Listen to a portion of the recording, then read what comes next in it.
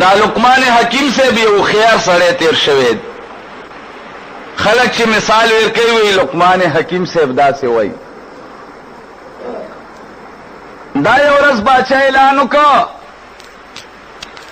چھے خلقا مال خیستو بہترین سیز روڑے چھے داغین خیستو بہترین سیز بلنوی لقمان حکیم سے بازار تلاڑ دا کساب خانی نے ورل جب روڑا باچاتے اغجب پا پلاسٹک کی پٹے بل باننے کے خودا نور خلق ورل خیستا خیستا تخفی روڑلی ہیرے جواہرات روڑ چھاور لغمی روڑ چد لقمان حکیم سے نمبر راغ ورطوی لقمان مال دی سروڑلی دی وی جی تعلم دا قصاب خانین جب روڑلی دا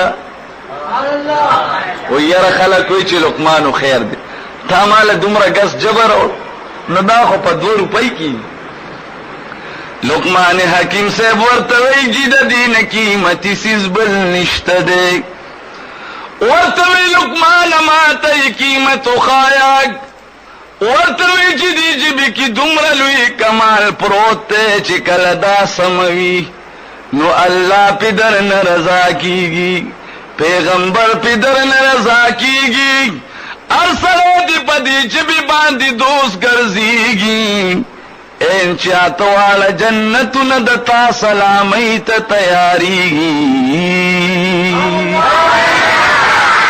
داسر ضرب بیا تال پخپل را منڈی وی کلچی دی داج بسمشواک بیا بدر تا دا خورو دا لٹو نصر زر جوڑیگی بیا بد دی زرو قیمت در تا اسم نخکاریگی او دا خبر رشتیا داگ وی چی دا خانکا بین یو ولی اللہ تاویدو آواز کولو اے خلقا مال یو 2 روپئی را کئی مال یو 5 روپئی را کئی یو سرور لراغلو لوگ ورطوی بابا جانا تخو خانہ کعبی کی تخو دا خانہ کعبی دیوالو نسرے دلتا دا چانا سوال مکواگ دلتا یو الہ العالمین تلاسن پورتکا چھے الہ العالمین در لڈیری پیسی در کی دیر دولت در لدر کی ورطوی بچہ دالاست لغم تراکا اغولی د خدیتن لا سنیو چی یو چکری زان سرطاو کرلوگ ورطوی بچہ لاندی اگورا چی د خانہ کعبی د بیت اللہ شریف اغا دیوالون تیو قتل لاندی پرشتیو قتل اغا ورطا طول سونخ کاری دلا داغین اللہ سون جوڑ کریوان اغا بزرگ ورطوائی ورطوی بچیا ککانے روچتو من خدیتی نسون جوڑی کلوٹا روچتو مخدیتی نسون جوڑی خوزد امتحان دا پار دلتا آواز کوم چی سوک بجنت گٹی دوی جبی سمیدی کنا جبی دی خدای پا ذکر چلی ورطی لقمان دا خور اشتیاد بیا یو رز باچا اعلانو کدا باچایان دا سی آغا باچایان دا سے مستانه غنتیو آغای با اعلانو کوئی چی خسته سیز روڑے نو چی ورلا بچا روڑو نو انام بے ویر کول اوز باچایانو خیال شو اس دے خلقو نا آغشت پیسے خیلی چی چا سرائی وی دا دے کمی گٹی لی دی شکر دے منگ سر خونشتا منگ سر بدی سی صابو کی آیو باچاو اغا اعلانو کوئی لکا مال چی سخیسته اغا روڑی یو سڑی خیسته سمندر کی مائے اونیو مائے پیجن مائے اونیو آغای ورلا روڑوی باچا سیب دا واخ آغا وزیر تاوی 500 روپئی ورک آغا وزیر ورتاوی وی جی تچ لاسی پا مایانو 500 ورکی دا خزانه مو پسر مڑک وی او سوکم ورسرا دا وزیران دیرو خیاری وی جی دا بار تاو باسا زدر تا چل خیمای بار تاو استا وی تد تاوایا چی دا مایه نر دیو که خزا کدا در توی چی نر دی ورته خزا می پکار او کدا در توی چی خزا دا ورته نر می پکار دی بس لال بش ای چی رو گوختو هم سوکو ورته وی دا مایه نر دی کدا خزا دی وی جی دا خونسا دی دا نه نر دی او دا نه ښځه ده. باچا ورته 1500 ورسره نورم ورک 1000 روپۍ انعام. هغه ښه باچایانو، خدای دې هغه شانته باچایان راولي. الله دې حضرت عمر صاحب غونته هستی راولي. یو ورځ به باچا اعلان کوي خلق مال بدترین او بیکار سیز روړې. لقمان حکیم سے بیا کساب خانے تلاړ بل جبه ورلا وړلا. ټول پلاسونو کې پرو مالونو کې نیولې دي، چاور لسر وړلې دي، چاور لسر وړې دي. لقمان حکیم صاحب نمبر چراغو ورته وی لقمان نلګراله بیا سره وړلې دي. وای جی بیا می ما غسیز وړلې ده چې کولاوي کبه ورل جبر وستا. ورته وی لقمان تا خو بیا جبر وړلې ده. وی جی د دین بیکار سیز اړوشته دینا. وی د دې ما تا غبي کارواله بیان کا. ورته وی چې کله چې دا جبه کګشي نو خدای درنه ناراضي، پیغمبر درنه ناراضي، خپل خپلوان دي پټول دشمنان شي. ان تر دې پوری چې جنت له درته وای چې ما تران شي او د دوزخ ار دروازه درته आवाजونه کوي. و یاره دادم رښتیا و عمدا سده کنه چې د چا جبه کګشي نو هغه طبيعه دا بلغم باغورو ګوره دا ډیری اوچت عالمو. الله مددا سے عالمانو نه په امن کې اوسات. دی عالمانو په قدر کې خو دی هغه عالمانو چې عقیده خسته وي، دی هغه عالمانو چې جبه کې زار نینی ولی، دی هغه عالمانو په قدر کې چې هغه زهريله ګیسونه نه خوري. الله مدې هغه عالمانو نه په امن کې اوسات. دا بلغم باغوره ډیرو چت عالمو کتابونه د په باری کې لیکي وي هر وخت په د په درس کې 3000 طالبان ناس، 3000 طالبانو ته بده د دین سبق خودلو. خو چې دا جبه کګشوا او د الله د ولی الله په بارکه دا جبه او چلیدا نو هغه جبه خو په ځان لعنت ویلو اون په دمان دی لعنت ویلو. خو الله مثال قران کې دا ورکو چې فمثله کمثل الكلب. الله وی د دې بلغم باغوره مثال پشان دي سپی دی، کپه دې سپی باندې سړی حمله وکي او کوونه کې نو جبه بار ترويست اذا جبه بالکل بار پرتاوا. خدای مددا سے عالمانو نه په امن کې اوسات.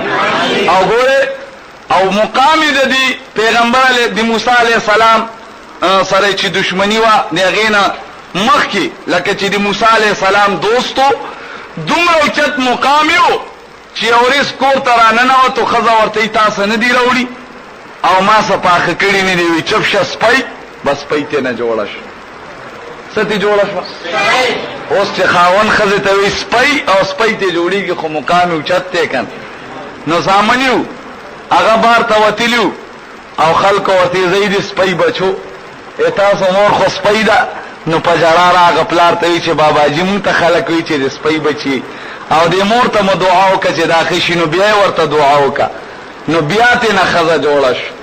تاسو پوښ نو مطلب دا که خزه کلمه سکیږي نو بیا وته نه سپای جوړي. الله مون نیکان کا خدای دین سره مؤمنه پیدا کی. ګوره دومره چت مقام یو خو چې جبه غلط او چلیده دی الله دی پیغمبر په بارکی موسی علیہ السلام مبارک ته خیری شروع کې نو الله ویل چې هغه خو زما کلیم دی، هغه خو زما پیغمبر دی، ستا مثال بزه پشان دی سپیکم. نو الله تینا هغه ارس واغشتل او مثال دی سپیر کو جبه کګو چلیدا. خدای دې مونږه دا جبه خدای سیده او ساده او چلی. امین.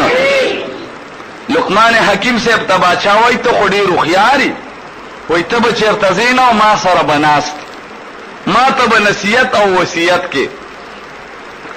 یو ورځ باچا صاحب سره ناشته باچا لچا خټکه وروړلو. باچا ور سره ډیر مینا ورته وی لقمان حکیمان زما در سره ډیر مینا ده زړه می غواړي چې دا خټکه په خپل لاس نین کما او زه د خلی ته ترازه نیسم یو یو ترازه زما د لاس نه خوري ورته وی جی چې ستا څنګه خوښی زما خوښه ده. لقمان حکیم صاحب خټکی ورله مات کلو، باچا ورله خټکی مات کلو، باچا یو یو ترازه راخلي.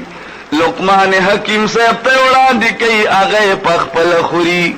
لاسونه د باچا دي، شونډې او غاښونه د لقمان حکیم دي، هغه پې باندې چلیږي. اخیری ترازه پاتې شوه. باچا ورته وی لقمان حکیم صاحبه کستا اجازت وی د اخیری ترازه به زه خورم. وی جی چې ستا څنګه خوښی زما خوښه ده. باچا چې کله خټکی پورته کړ، خولې ته یې وړاندې کړ، په شونډو باندې کېښودو، چکې ترې نه ووالو. هغه خټکی دومره تریخ و چې باچا د خولې نه بیا هغه چک گزار کلو، هغه خوړلی خټکی په ځمکه گزار کلو.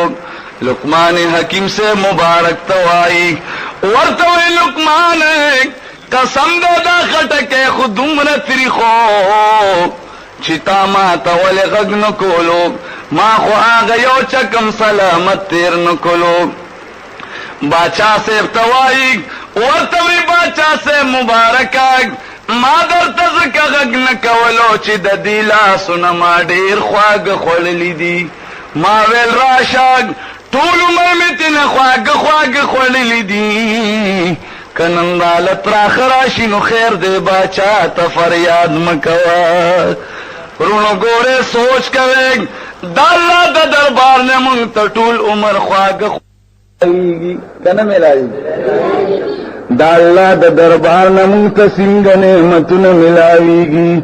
کله نا کله که په اخر عمر کې مونږ ته پراخه د ځن کدن میلاو شي، نو مونږ به پې باندې دومره فریاد نه کوو، ځکه چې ګورئ ټول عمر مونږ ته خواږه میلاو شوي دي، نو هغه لږ پراخه به راوالو، په ډېرو خواږو کې به یې پټ کړو. د الله قرآن وایي کل نفس ذائقة الموت. الله فرمایي ټول سالرون کی چې دا به یو ځل د مرګ هغه پیله نوش کوي، د مرګ هغه پیله بسکی. ګوره الله رب الجلال داسې ندي ویلي چې هغه به د مرګ هغه پیله سکي. الله وی چې د مرګ هغه پیله بسکی. که یو سړی 80 کاله تږی، 80 کاله تږی، 30 سمندر لبوزي یا ورله یو جام یخې اوبه راوړي، ورته ووایه چې داس کما دا اوبه لغونتې وڅکه، هغه سړی به درته وایي چې زه خو 80 کاله تږی ما 80 کاله تږی ما، نو زه به په دې څکلو باندې څنګه موړ شمه. ابه موړ شي تاسو چې یو رستګي یئ او زه درله پیالۍ کې لږې غونتې اوبه راوړم چې دا واخله وڅکه، نو په څکلو سړی مړي. او که درته وایم موړ شوي نو ګزار به رانه ونه باز، چې زه یو ریس تږی یم او ته راته وایې چې موړ شوي، زه پوره یو کولر اوبه څکم. نو ګورې که یو سړی وفات شي نو هغه په دې مرګ سره داسې نه وړېږي چې ګنې هغه خاورې شي او هغه ګټې شي. زمونږ د اهل سنت والجماعت دا عقیده ده چې هغه ته په قبر کې یو ژوند میلاویږي. که هغه مؤمن مسلمان وي هغه ته د جنت هغه خوشحالۍ میلاویږي، او هغه ته د جنت ښایسته ښایسته هغه هواګانې راځي. او که نه بیمانۍ ایمان ورسره نی نو بیا هغه ته د دوزخ هغه هواګانې راځي.